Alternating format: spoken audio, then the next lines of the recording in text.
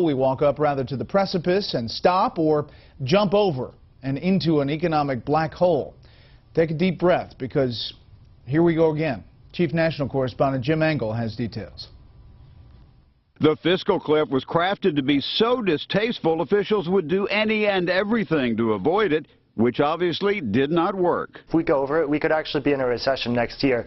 It would actually decrease the size of the economy. The fiscal cliff is $440 billion of taxes and $200 billion of spending cuts. So going over the full fiscal cliff is a recipe for recession. There's no question about it. Not the way Mr. Obama wants to begin his second term. The fiscal cliff and its simultaneous convergence of tax increases and spending cuts will wreak havoc with the economy.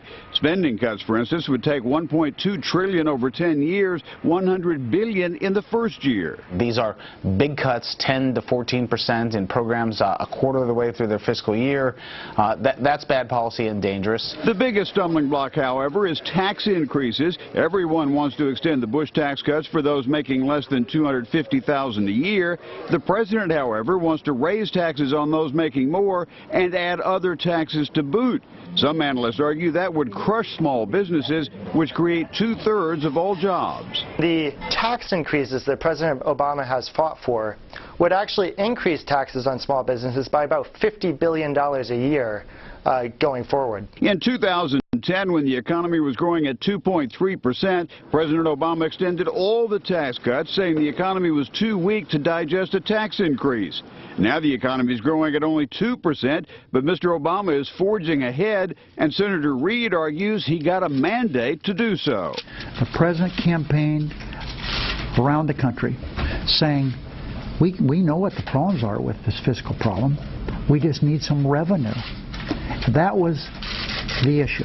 The Speaker of the House says increased revenues are fine, depending on where they come from. And for the purposes of forging a bipartisan agreement that begins to solve the problem, we're willing to accept new revenue under the right conditions.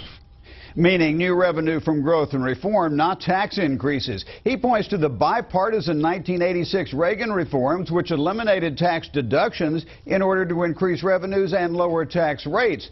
The same approach, by the way, given President Obama by Bowles Simpson. Bret? This will be a busy time. Yeah. Jim, thanks. Stocks took a dive, big dive, at this morning's opening and didn't get much better after that. The